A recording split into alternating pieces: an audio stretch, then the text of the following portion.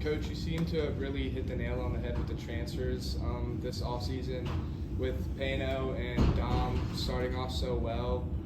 What do you like? How do you feel about that? What do you think about that going into the rest of the season? How proud of you are them? You know, coming into a new situation, all things like that. Yeah, those two guys, Listy and Pano that you mentioned, you know, grad transfers, their last shot at college baseball. They want to be a part of a winner. You know, I love the grad transfer.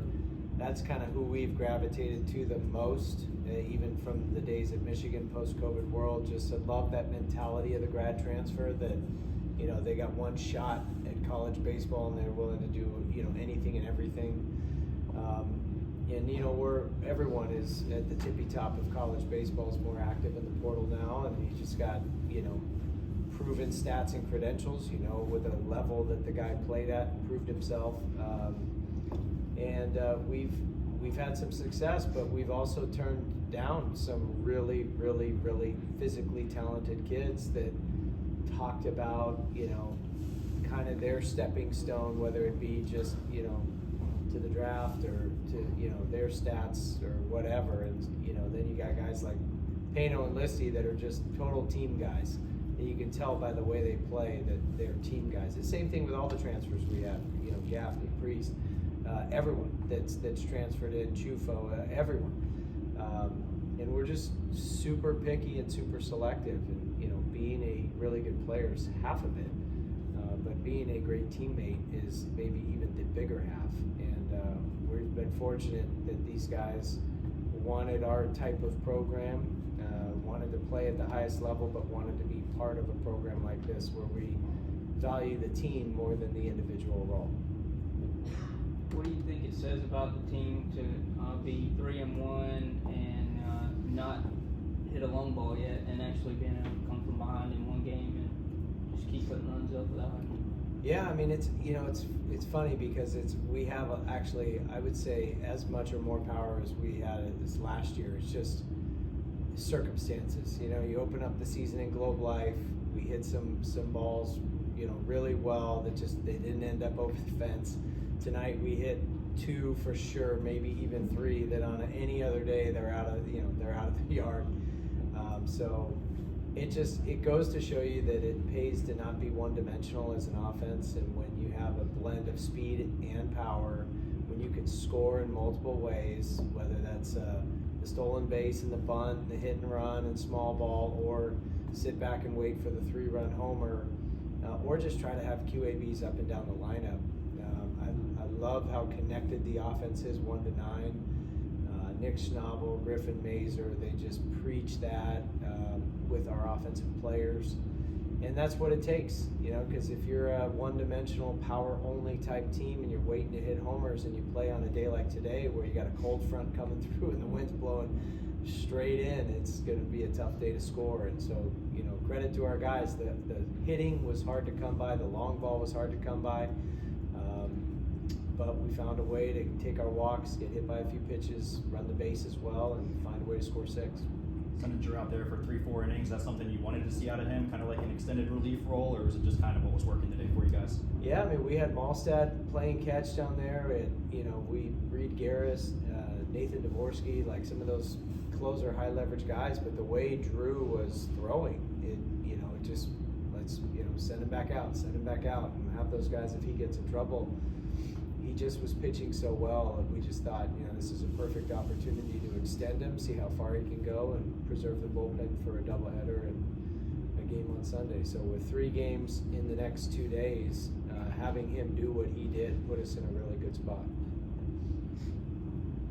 Coach, what did it feel like for you going from all the electricity and the commotion last time you guys were out here in the Super Regional to then today finally, you know, get to be back out here and have the fan support?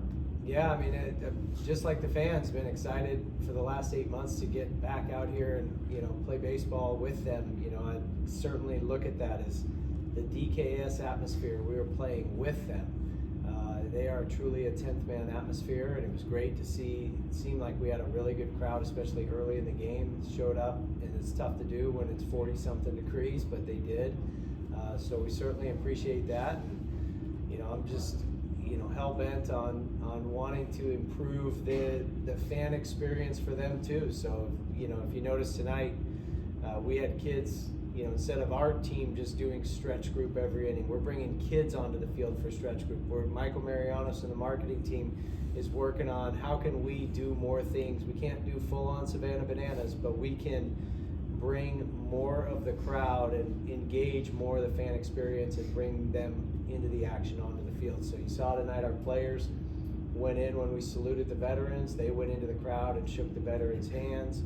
We got kids leading stretch group every inning. We're going to have more in-game promotions in between innings, just so we're happy about averaging 5,000 fans a game, but we're certainly not satisfied with that. And I personally don't see any reason why Clemson can't be one of the handful of schools that ends up averaging over 10,000 fans a game.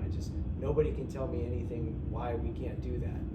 We can't do it right now because we don't have the supply of seats, but if we keep creating this demand of producing good baseball on the field, and also it's fun to come watch our games, and the kids and the fans are in the action in between innings, it's just that we can have an electric environment here, and so we're just finding ways to improve that fan experience all the time.